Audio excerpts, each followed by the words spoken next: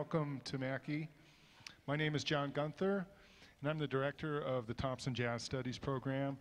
And it's my pleasure to moderate today's session with our students from the Thompson Jazz program and with the wonderful visiting guest artists that we've had here this week. How many were at the jazz concert on Tuesday night? Oh yeah, great. So you know that we're very fortunate to have such a credible group of musicians here, and they've been very generous to share their time today with our students. What we're going to be doing today is having our students have a chance to perform for these guys, and then they're going to give them some comments and some feedback. And this is really a typical process of how our students learn here. They have that performing experience, and then they get immediate feedback from faculty and other guest artists that we bring in throughout the year. These guys are all undergrad or graduate performance majors, so they're very dedicated to their craft and their art form, and I think it's going to be a fun day. And if we have some time, we'd also like to give you guys an opportunity. So we're going to spend about 50 minutes with this group up here. This group is a small group that's directed by our faculty member, Jeff Jenkins. And Jeff, you heard the other night. And then the second group, I'll introduce them when they get up there, and they're directed by our great bassist, Bijou Barbosa. Or no, it's not. And Paul Romaine is also is actually the director of that group. But Bijou Barbosa is our bassist. So we'll go ahead and get started here. And the first selection these guys are going to play is a composition called Israel. And it's kind of become a jazz standard. It's in the repertoire. That's just something that's part of what these guys study here. And this was arranged by one in the group, right? By our guitarist, Jordan. So this is Israel.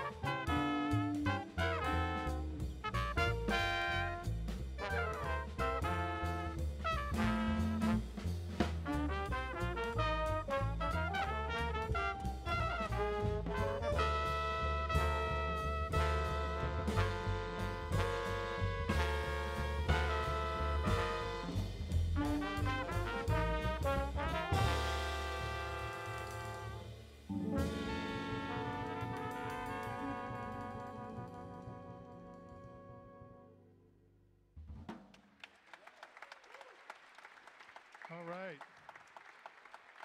Thanks, you guys. You heard from Sonia on the trumpet, Nicholas on saxophone, Decker on trombone, Jordan on the guitar, Jeremy on bass, and Zach on the drums. Thanks, you guys.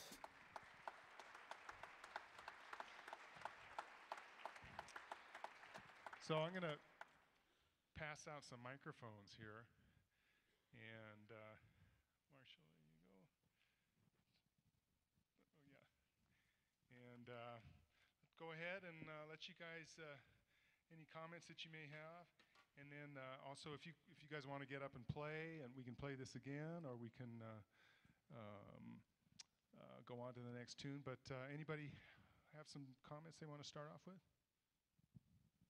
I guess I'll. Is this on? Yeah. I guess I'll go first. First of all, yeah, really nice performance. Everybody sounds really good. I have a few. So, can you tell me at the very beginning of the chart, what's your part? My part, I just do it. Okay. From where I'm sitting, I didn't feel the time really kick in. I felt like it didn't really settle till about maybe 30 seconds into the tune. I mean, are you guys used to playing in this room at all? No. Okay. So I mean, when when that's the case, I think when you're playing in a new setting, it's really important to be hyper aware of your surroundings. And so, speaking further to that point, there was sometimes where I would watch you guys, and even during the solo. So what's the form of this tune? Right. Sometimes during the solos, you were had your head glued to the music stand while the soloists were playing. And it's a 12-bar blues, so at that point, I don't think you should really have to look, So my suggestion would be to a lot more communication with one another, just eye communication. Because also what happened later in the tune after the last soloist? Yeah, nothing happened. You guys weren't ready to go to the melody ballad, right? And that's all there, you know, there was no communication, right? So, I mean, you have to be looking at each other. I mean, all it takes is the soloist to be like, this is it, turn, you know, just turn like, this is it, guys, let's go on, and then you go on to the next section, you know. Another thing I was going to say is that, also for the soloists, you guys were also kind of, a few of you guys were kind of reading the changes the whole time, right? It's a D minor blues. So, I mean, I would think, you know, maybe it's a good idea maybe to get your head out of the music stand and just kind of, you know what I mean by that? You know, don't be afraid to do that. And one other comment I have is just, you know, I think you have to be careful when you have a tune like this. It's a 12-bar blues, and you guys are listening in that you came down volume-wise for a lot of solos. But for me as a listener, you know, what I love about music is, like, you know, if you were to look at it as a, you know, if there was an economist on the panel, maybe he could tell us that, you know, put a graph, you know, of solos in the shape of the whole piece. You know, what makes great orchestral works work is that if you look at it like on a graph, you know, there's ups and downs, and they also have the liberty that they can slow things down and go to new movements and whatnot. But one thing that I love sometimes that if rhythm sections challenge me, like maybe sometimes maybe you can drop out on a solo or take it to a different feel behind the soloist. You know, not just constantly ding, ding, da, ding. I love ding, ding, da, ding. But, you know, at some point, you know, if you say, okay, I'm going to switch to Latin, or I'm going to drop out, and I'm just going to go to totally broken time. You know, you guys want to try that maybe? So why don't you try, maybe you want to just play like a chorus or two of swing, and then maybe go to a guitar solo after that, and go to totally broken time and bring it way down. Do you know what I mean by that, by broken time? Just try that and see how it feels, ready?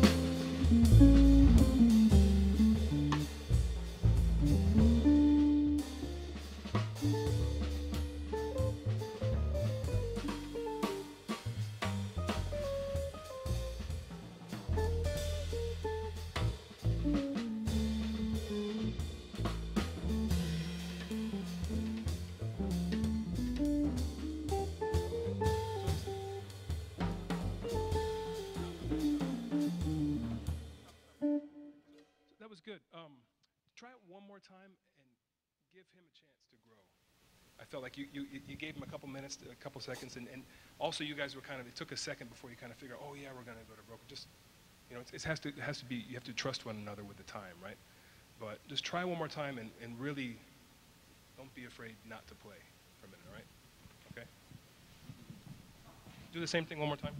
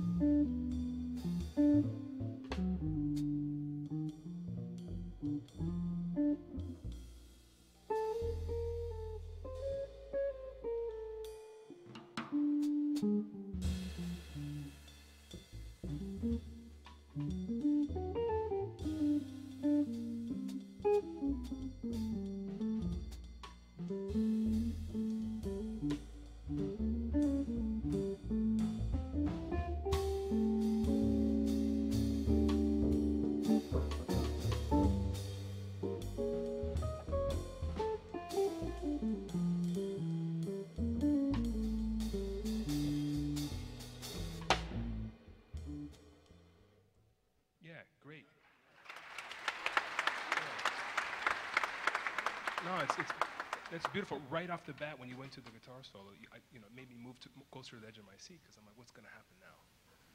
And also just start to get a little bit chills, and because there's tension in the room, you know. So anyway. Yeah, can you guys play that, the horn parts? Can you play the interlude, that little part? And maybe, it sounded like it was out of tune, a little bit, somewhere. Could you just try that? Just the horns.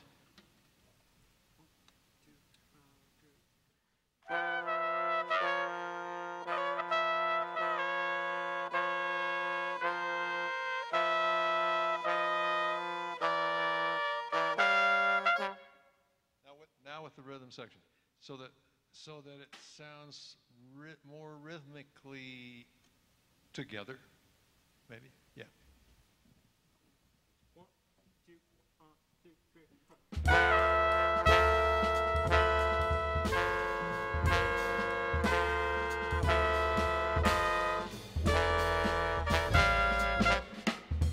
And what if you?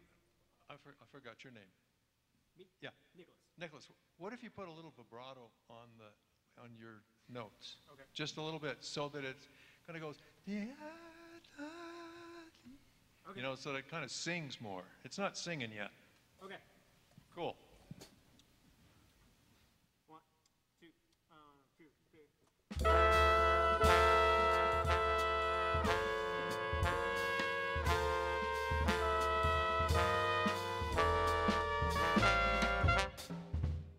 Doody-da. Really mean that in. One more time. All right. It's getting better. 1, 2, 3,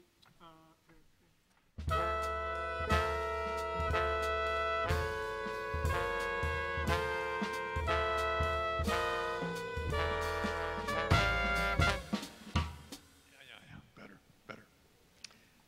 Ronnie, anything?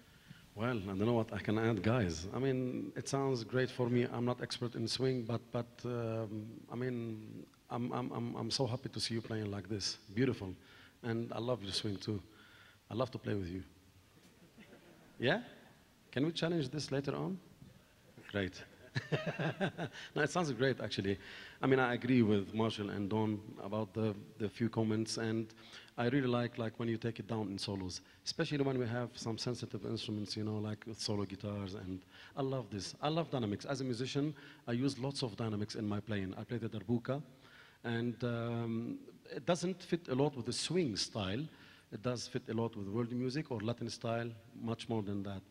But for swing, I like usually when I listen to this kind of jazz, you know, when you take it down, especially with the double bass, when it takes his solos with the guitar, sometimes with trombone, because I feel the trombone sometimes is a sensitive instrument, you know. So it's I agree with Don, nice to break it down. And then we have, you know, really going up again, it makes more sense. So, but you're doing a great job. I mean, congratulations, that's what I can say.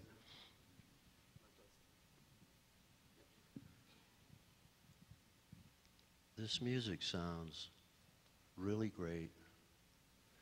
It's about a certain period of time, you know. It's from a certain period of time. There's a certain kind of sound to that. We have no reference to that, except the records that we listen to, right? So when you're playing something like this, once you get the notes down, rather than referring to something that has come before, listen to how you feel about it. Bring yourself to it, you know, and then that opens it up a bit.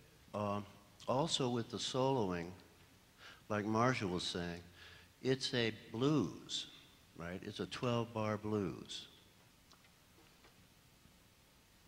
I'm a blues guy, right?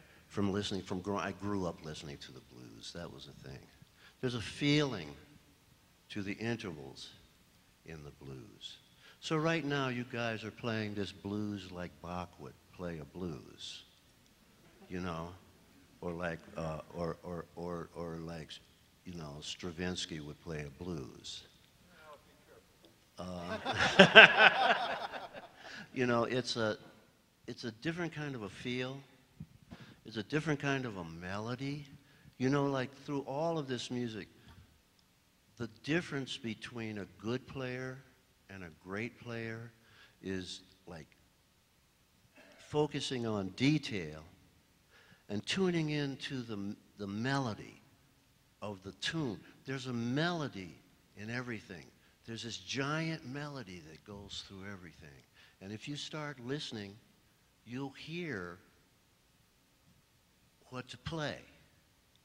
You know, rather than being locked in yourself trying to make these changes, you hear the sound and you start relating to sound with sound. Let me play a little bit and I'll show you what I'm talking about. And it's very simple. It doesn't have to be complicated.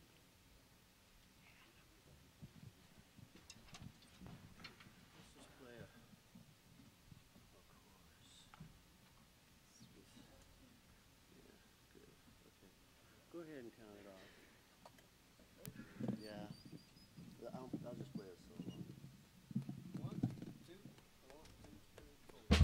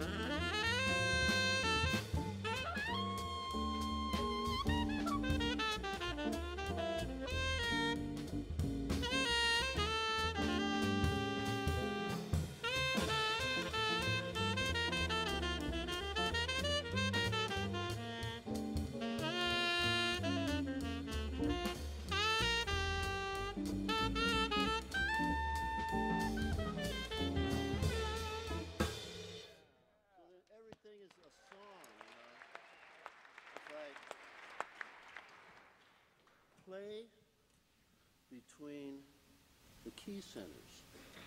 The chords will sort of take care of themselves because they're diatonically in there. You know, it's like on the D minor.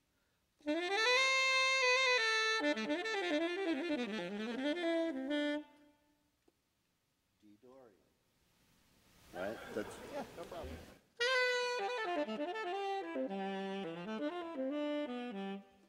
That scale. Then it goes through like that with all of them, right? It's a self-dominant. Right? You know, then you got your altered chord here. Or you know, the minor 2/5. But like just you just hear those sounds, you just lay on those sounds, right? Let's trade some 4s, okay?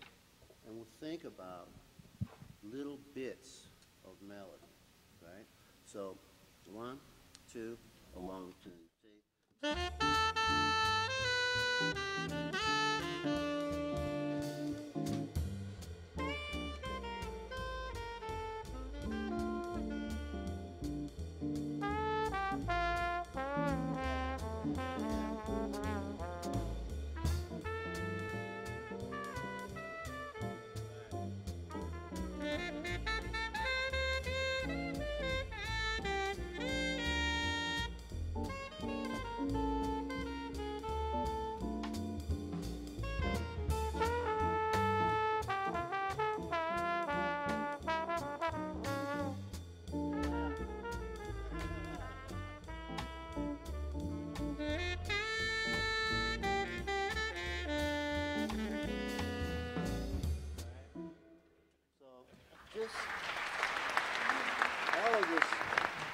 All of this stuff is very melodic, and you hear when you play, we're all creating these tunes. We're all creating these little songs, you know, rather than trying to figure out what notes to play in the chord, and trying to figure out how to play with the rhythm section, and trying to make sure that your horn doesn't fall apart, and, you know, all of those kind of things. You kind of hear and you hook yourself in to this music. You know, I talk about playing music. I say, when we play music, we're not playing music, right?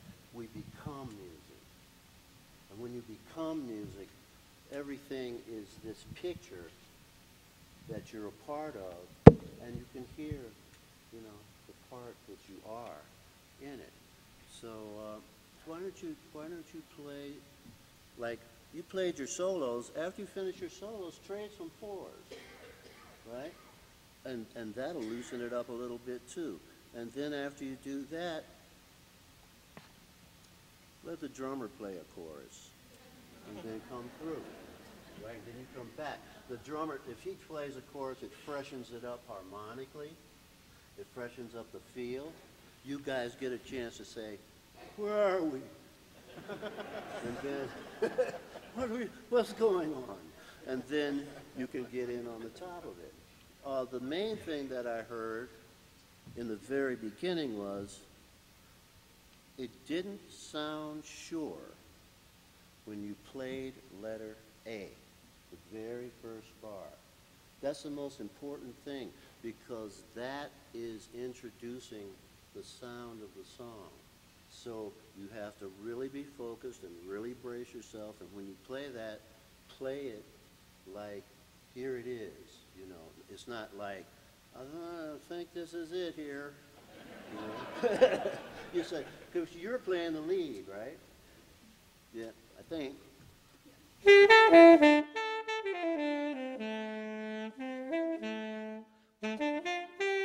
Right? So when you get ready to play, you're the guy. These guys are playing with you, right? So you're saying, come on, you guys, let's do something, you know, and then you go. So why don't you play it, play the tune, and play a couple of choruses a piece, do some fours, and then take it out and see how it feels to you. But think about that. Whatever you play, try to play with authority, you know. Don't worry about the notes. It's better to play a wrong note really loud, you know, than to play a right note and be timid, you know, because if you play the wrong note loud, you can say, well, I meant that. And then play it again. That's right. You play it again, or you know that the right note is only a half tone away. So if you're playing at the D minor, let's play on the D minor. 1, 2, a 1, 2, 3.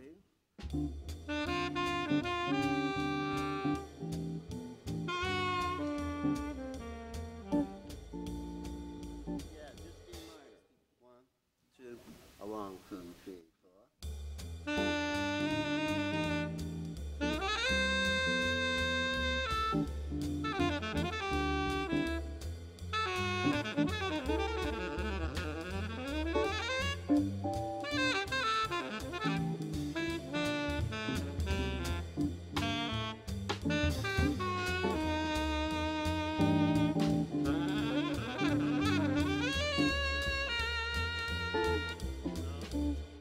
Really wrong. Right? Okay.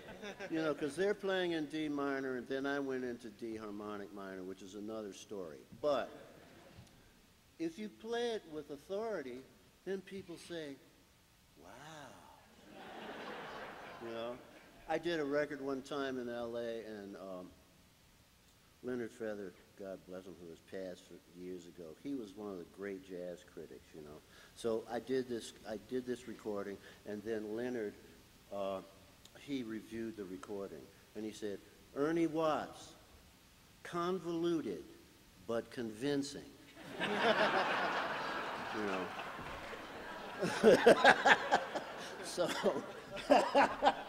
So that's what, you know, that's what you want to do when you play.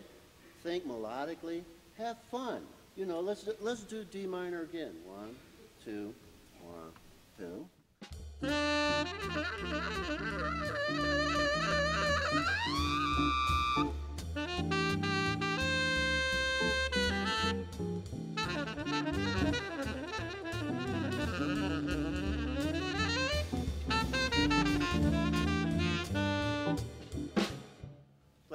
Thelonious Monk said there are no wrong notes, but I think the main thing is whatever you do it with conviction, you know. And then if it doesn't sound good, it's okay, because you know that that didn't work.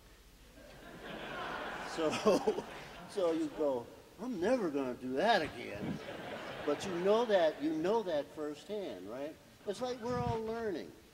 You know, we're all learning for our whole lives. The rest of our life we're learning. So, and it's good to just play until you are starting to have fun, right? So play it now, and don't care. You know, you've met us, you know who we are. We're just guys. We're learning how to play the instrument like you are. You know them. That's right, hi. If they could play, see, if they could play, they'd be up here. Right? So they came to hear you play, right? So if you play something that's weird, it's okay with them because they don't play, right? And they say, oh, you know, that's interesting. I think I heard Ornette Coleman do that. That's really cool because everybody loves Ornette Coleman and it's weird as hell, but he was like a national treasure. So you're okay. So play the tune now and just have some fun. You know, don't even care. You've played this tune 1,000 times. Play it like you've played it 1,000 times. Yeah, go ahead.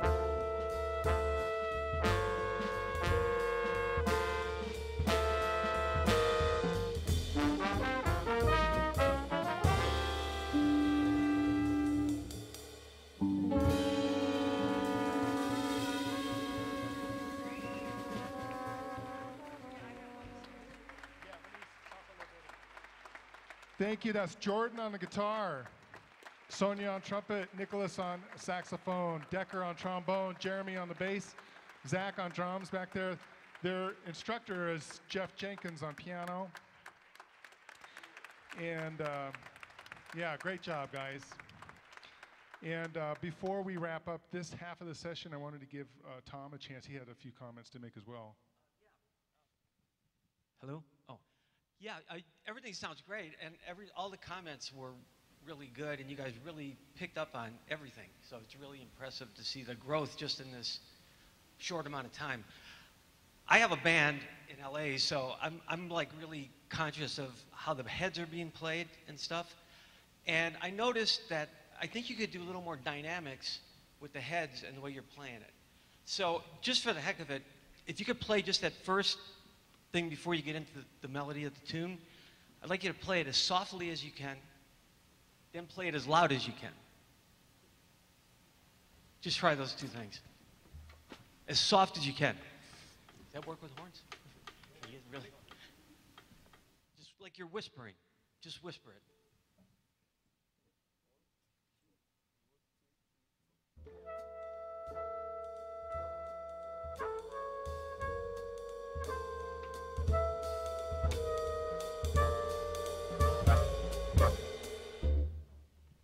Don't crescendo though. Don't crescendo. No, just play it quietly from beginning to end.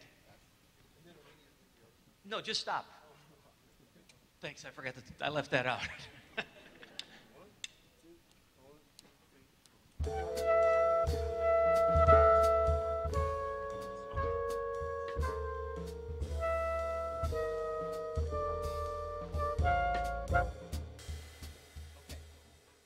How does it sound when they play this quiet? You feel a difference, right? I mean, it draws you in a little bit. Now play it as loud as you can. Stand back, everybody.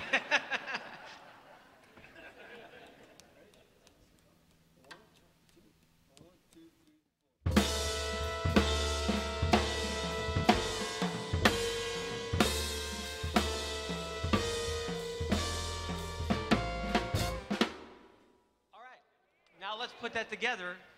Start quiet, and you don't have to get that loud, but get loud enough that when you come in with the head, it's like, whoa, then you know it. But the head still has to be strong enough that you know where it is. Okay.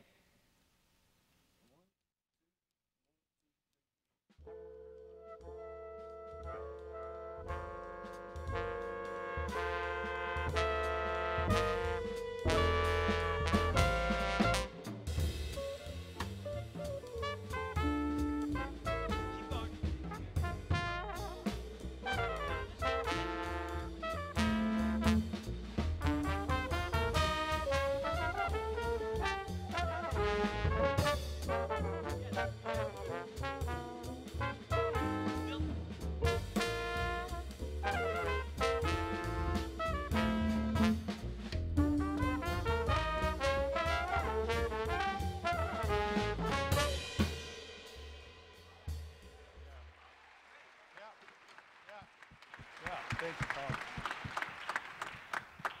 Thanks, guys. So now we're at the point we're going to let these guys get off stage. We're going to bring up another group. And while we're doing that, I'm going to introduce our esteemed panel here. This is Ernie Watts.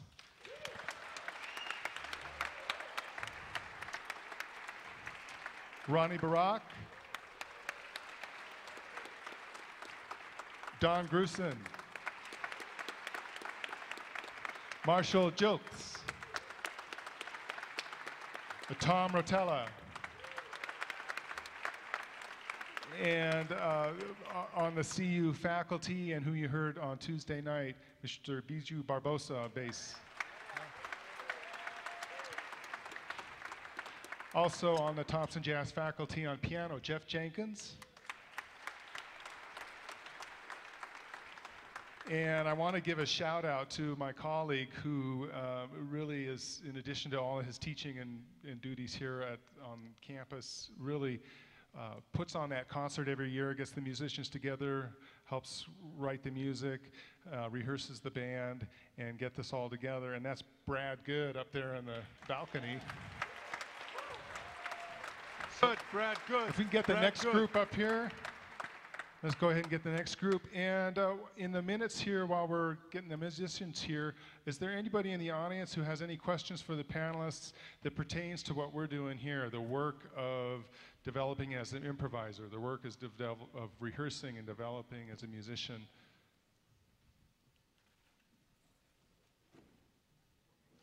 I have a question for you guys. So Ernie, you were talking about listening, and I think the importance of that in relation to the playing, and I'm curious, what are there some ways that you listen, or are there some ways that you do that kind of work of listening? Well, because I play a line-playing instrument, I play a melodic instrument, I'm always listening to the lines. I'm always listening to the melodies that the musicians are playing. I'm always listening to how the melodic concept of the players work with the harmonies in the tunes, you know, because of what I do, everything is a song to me, you know, because it's a line. And Marshall, do you have any thoughts on that, on the kind of the art of listening and applying that, I think, as a... Well, I think, for me, one big thing when I'm playing, especially when I'm improvising, is I'm maybe, I don't know if I'm hypersensitive, but very sensitive to what the rhythm section is doing behind me, relative to where I'm trying to take my improvisation. I love rhythm sections that play things that challenge me to play things that I don't know, if that makes any sense. So, but then also I kind of get disturbed if rhythm sections are doing so much that it kind of interrupts my thought process and doesn't give me any room to breathe and try to make my musical line happen, if that makes any sense. So I love rhythm sections that really listen as much as possible, and I love piano players, and I love rhythm sections bands that think compositionally when they improvise. So they think like composers instead of, if I were just to speak to the audience and I just keep on speaking like this and I never change my voice and I just keep on going on and on, everybody gets bored because it's just like a flat line. And I think the same way as an improviser, you have to, the same way we speak when we try to speak English, I'm trying to speak English right now, you take spaces, and that's what keeps people's attention, is that there's commas, there's semicolons. I never quite figured out exactly how you're supposed to use a semicolon or a comma. But, so that's what I'm trying to listen for when I'm improvising is space and also ideas to take from, to improvise off of. And Don, do you have any comments on I listening? try not to think of the tune. I try not to think of whatever it is that we're playing, and just kind of go for it and hope I get lucky. By the way, the semicolon, Kurt Vonnegut said, there is no use in English language for the use of the semicolon. I don't know how many of you ever read that, but that's what he said. Well, as a percussionist, you know, I have to listen to the musicianship is very important. I'll take this a lot in consideration, that I have to listen to others. I have to, as a percussionist as well, I have to enjoy what I'm listening to, the soloist. So to feel the moment that the solo they're playing in it. So I have to build up with them. I believe in energy on stage, energy between the audience and the musicians as well. It does help a lot. And musicians can throw this energy between each others. It's very important. So musically, I have to really be careful what's going on. I enjoy myself when I play. I have to enjoy the chords. I am melodical. I love melody. I love themes. So I try as much as I can to enjoy the melody line. And I have to be careful as a percussionist not to go over the melody, to just have this sort of communication between each other. So that's, you know, I enjoy it as much as I can. So that's what about music is, enjoyment as well. Have fun and really like live with it. That's it. So Thank you, guys. We're going to let these guys blow a few notes and get their instruments warmed up and tuned. Go ahead and make some noise.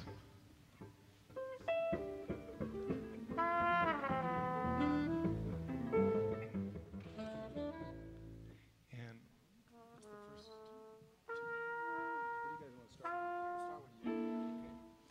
so I think we'll do a similar format with you guys. So you're going to play a tune, and then we'll get some comments, and then we'll go from there and do some more playing.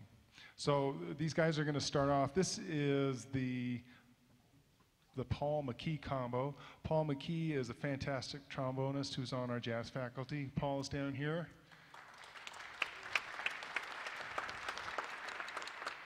And this is the group that he works with. These groups get together for 2 hours every week and work on a variety of music, a range of musical styles, jazz repertoire, original music, and then they perform throughout the semester. So they're going to play something by the great jazz saxophonist composer Oliver Nelson, and this is called Yearnin'.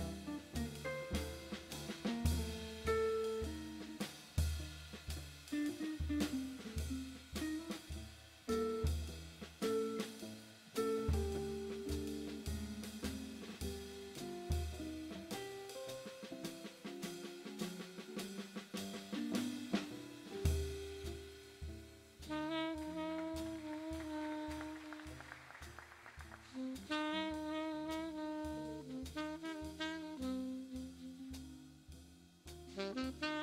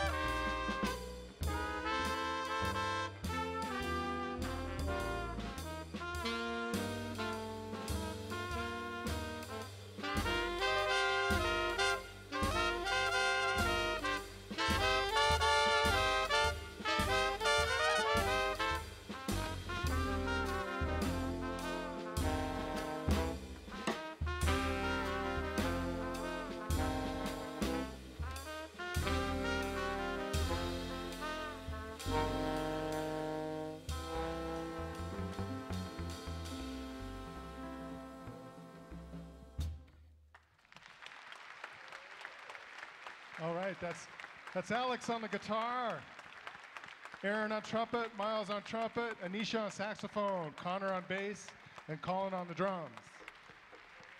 Thanks, you guys. So, Tom, maybe we'll start on this, sorry. That's, oh, okay, you're on the spot. Hi. Everything sounds, you guys are great. Great solos, everything. I talked about some different stuff, which would be probably another thing I would talk about now, would be dynamics. And especially with Oliver Nelson, there's that, I'm not familiar with this tune as well, but the repeating section at the end of the head. Yeah. Again, I would try to get some dynamics into that. It sounds kind of flat. And I think there's a lot of room for the drums to do a lot more in that section. Could you just play that one section?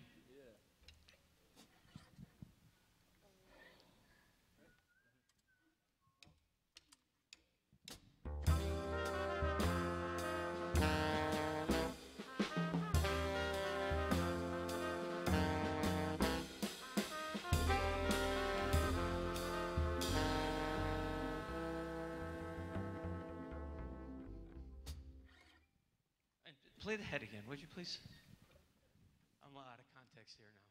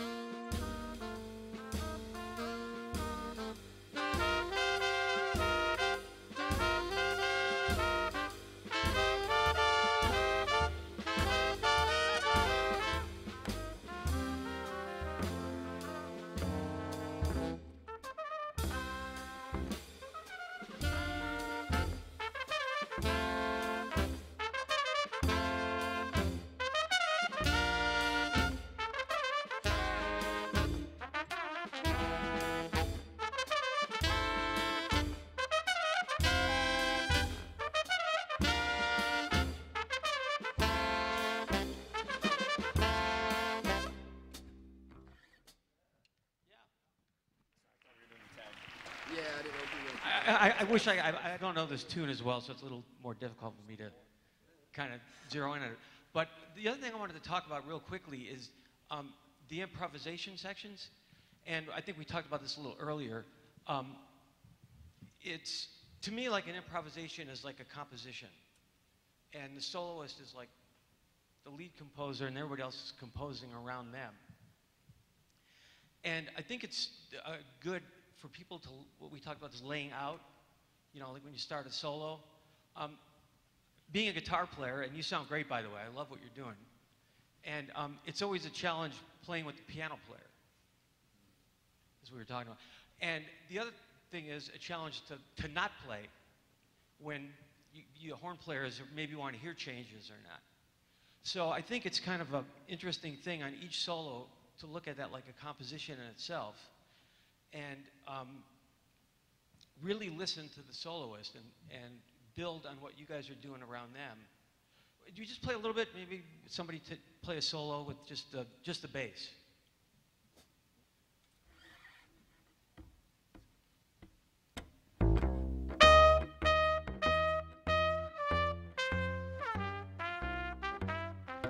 I don't feel you have to play all that time on the bass. Just let's break it up a little bit.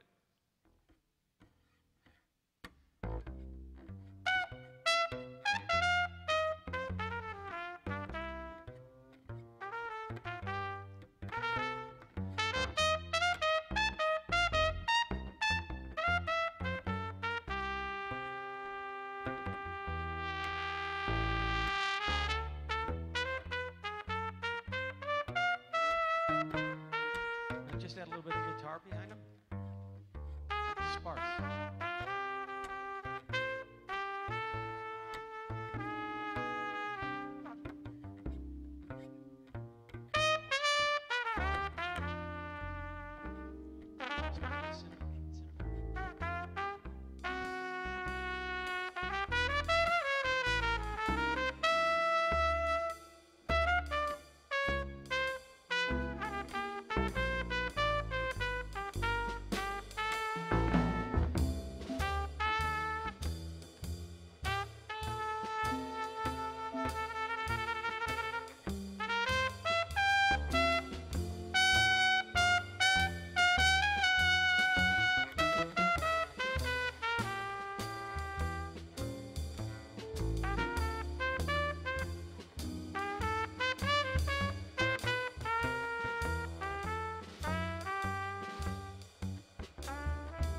Yeah, that's great. So you got more of a conversation going. Remember, you guys are talking to each other. You're not playing in a vacuum. You know, it's all about the communication and listening. And don't be afraid not to play. I mean, not playing is... somebody came up to me from the concert the other night and said, I loved when you left silence somewhere. And I didn't really remember leaving silence. And I didn't know anybody even paid attention to silence sometimes. But, yeah. Thanks, Don. But, you know, just the listening and let it build slowly like that. That was really great the second time through.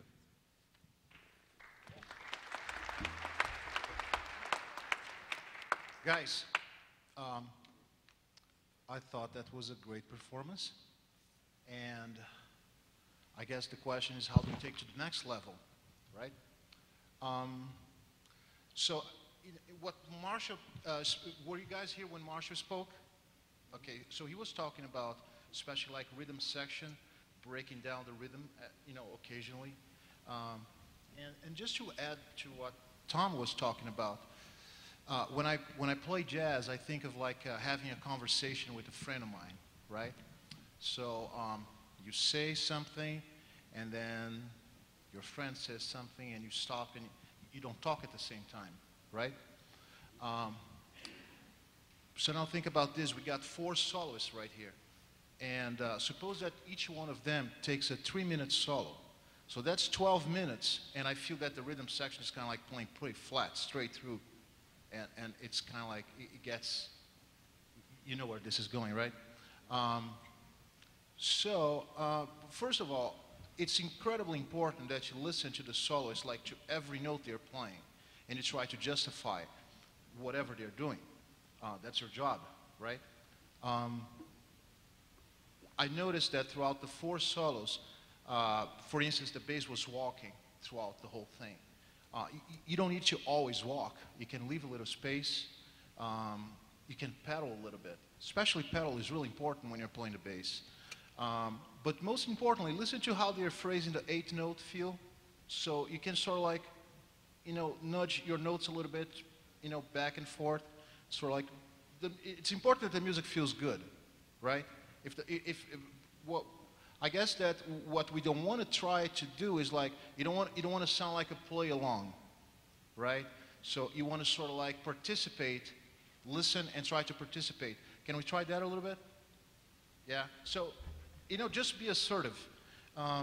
And you are making decisions like on a split second. You don't know what you're going to play next. You're paying really close attention to what they're playing, and you're trying to justify. You don't know where you're going with this. So you have to have the courage, and you have to be assertive. The worst thing you don't want to hear in a rhythm section is a rhythm section that sounds tentative, right? So let's try that. How about saxophone solo?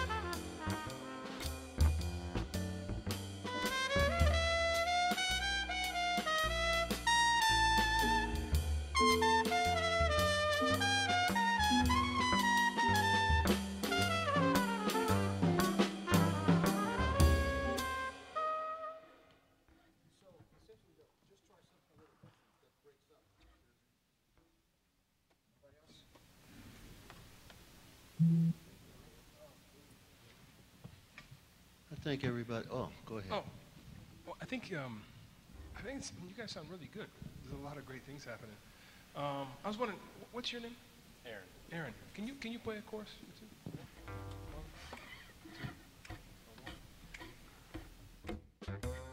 Actually, hold on a second. One second. You count it up. 1, 2, 1, 2.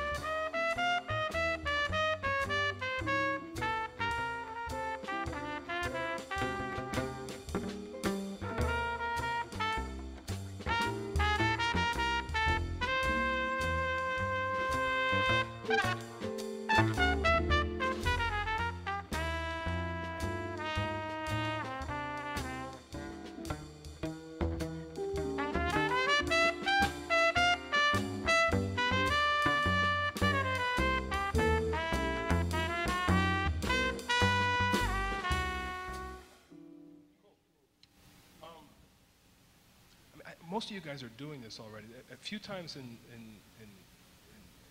throughout the performance, every now and then I was kind of wanting to hear a little bit more of kind of the harmonic motion. You know what I mean? Within the solos. So, somebody play a chorus just unaccompanied. Who wants to? You want to play?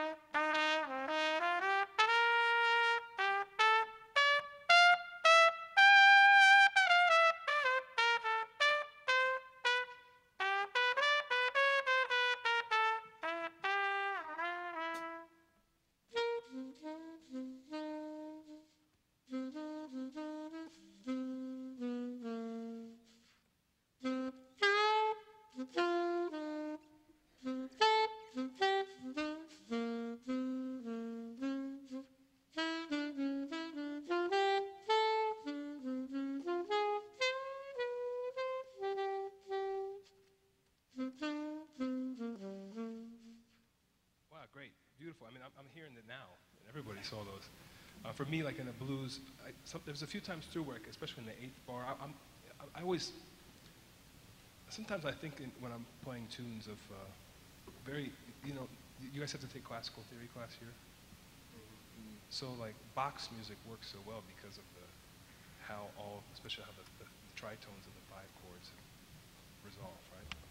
And you guys are all doing that now. I'm hearing it. A few times in the solos earlier, I wasn't quite hearing that, but like fourth bar, I hear that, you know, the E and the B flat, they want to resolve, right, to the F. So like the B flat down to the A and the E. And especially if you're playing on a company that's important. But even within context, I'm an improviser soloist. I'm oftentimes listening for that. Sometimes when I don't hear it, sometimes it makes me feel less sure as a listener that they know the harmony that well. You know what I mean? When you guys, you're all, especially now when you're doing it on the company, I guess maybe because you're hyper aware, but you're really all doing it. But so I think about those harmonic motions. I guess what you call guide tones, right? So the resolutions of the thirds and sevenths stuff. One other thing I wanted to ask is, so what's your name? Alex. What on the melody end? What are you playing? Something, a written part, or are you just kind of making up your own thing? Yeah, I felt a few times that what you're playing was kind of clashing with the horn arrangement, the voicings you were playing. Okay, and then also just my own curiosity, can I just play a chorus or two with you, with the rhythm section? Is that cool?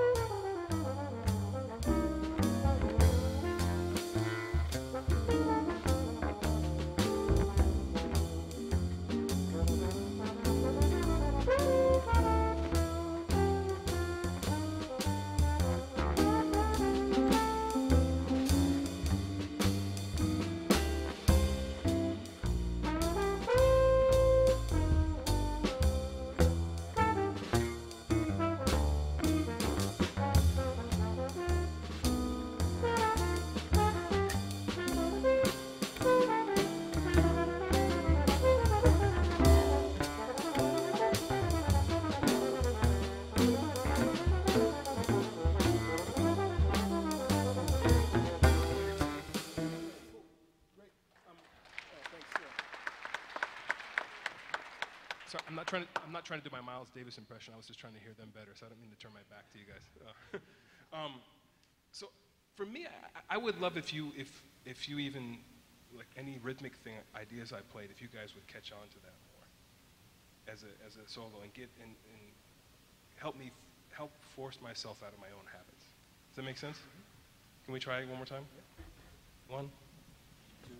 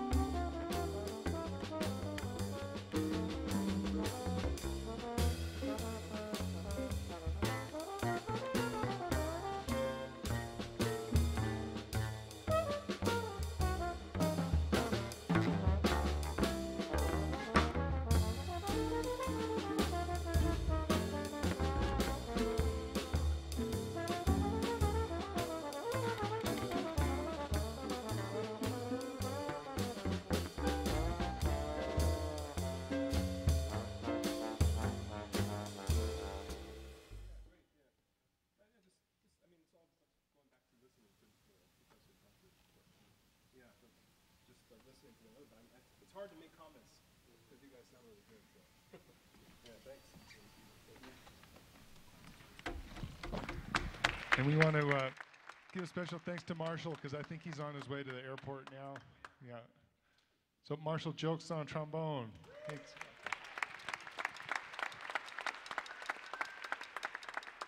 Don Grissom, you have any words of wisdom for these guys? You know, so the rhythm section, the bass and drums, basically, bass and drums.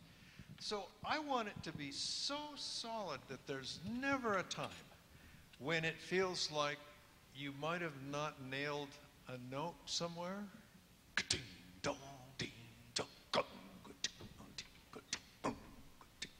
Whatever it is, I want to feel the intensity. It doesn't have to be loud, but I want to get the intensity of the drive of the rhythm section playing together.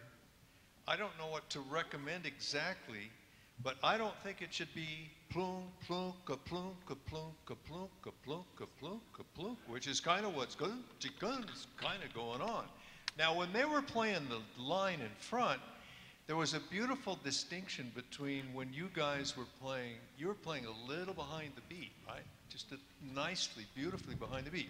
And when that was going on, it sounded really good to me. The rhythm section sounded really good to me because you guys had to keep the train going while they kind of come behind the beat, right? Got to keep that train going all the time, I think. And I don't know that, and Bijou said it best, it doesn't need to be every beat, but that's a personal decision, you know? That gets to be your choice. And the idea of the pedals and all of that, right? But the groove, it's, for me, forever, it's always been about the groove. For Ernie, it's always been about the melody, maybe, and the groove, probably too. The groove is king. So you guys are king. The two of you, and you too. You guys have to be the king.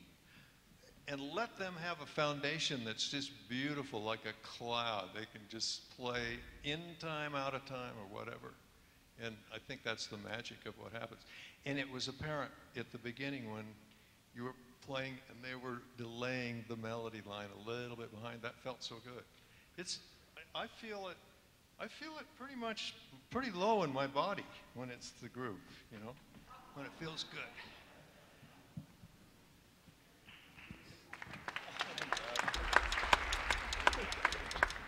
I just want to add on what said. Can I ask you just like for the, I don't know if you have decided in the rehearsals, like about this breaks, bam, bam. You can solo here. Did you decide not to solo or? You, we just hadn't, we've never done it. Okay, no problem. But plenty of space for you here. It's nice to, you know, improvise your thing. And regarding the counting in the beginning, I feel it like the first thing I've learned about, like, you know, ta, ta, ta, ta, the counting 1, 2, 1, 2. You know, I didn't feel when you counted like with the sticks, 1, 2, 3, 4. It's not straightforward, you know. It's just like, you know, I feel more like 1. You know, so the counting is everything. Take your time. Don't stress yourself, you know. So take your time, no problem. You know, but yeah, I mean, the rhythm section is very important. You know how really guys you work it together. So, but great, you sounded great, beautiful. The blues is a feeling. You know what the blues is, what the blues is about, what the blues comes from, is an emotional thing. You know. When you're playing this music, it really takes time, you know, because you have to get past the notes. The notes are good. You guys are playing the notes. Now, it's time to relax and get the feeling of what the blues is. You know, it's a feeling. This young lady, she has a beautiful feel for playing the blues. Her first solo,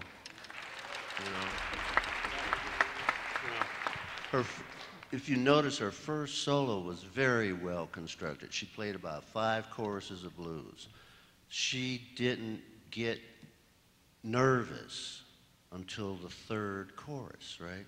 The first 2 choruses, she's just making sounds, she's staying in the lower register, she's playing in the time, and it's telling a story, right? You can hear the story. The third chorus, she gets more active. Did you think about the construction of your solo? Did you think about how to construct this solo before you played it, or did you just play it that way? And so you thought about your solo compositionally, right? Yeah. Do you love Johnny Hodges, right? Or you know something about Johnny Hodges, right? Yeah, because that's a sound, you know. So you have a very beautiful feel for what the blues is. And the blues isn't notes, you know. The blues isn't notes. The blues is a moan, it's a cry, it's a thing that comes from inside people.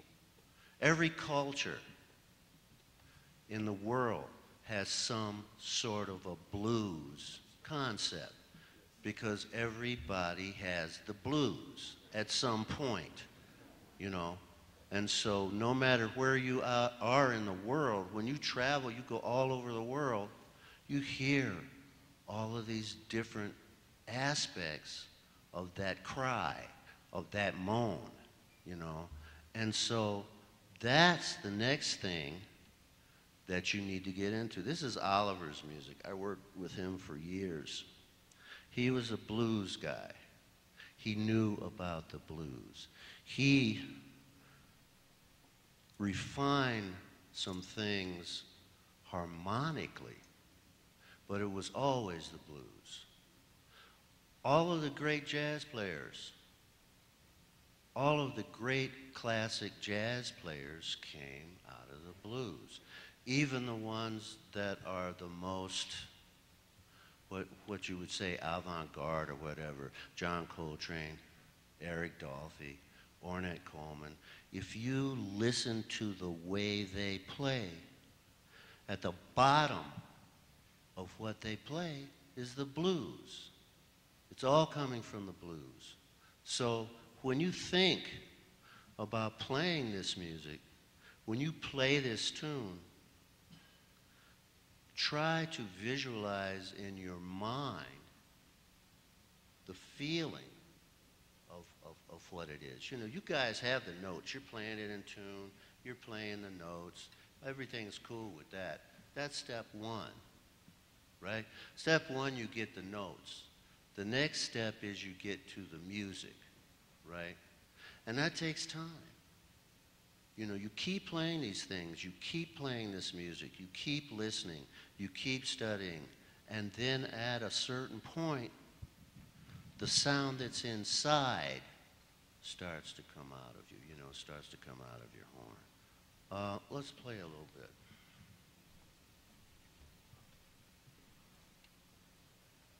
Why don't you guys play the head?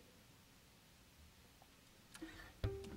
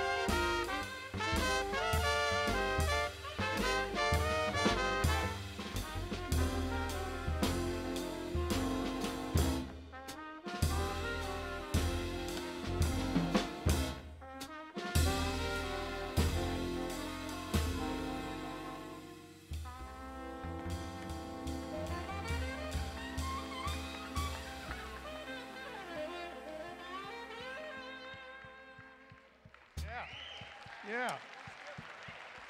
Ernie Watts. Ernie Watts.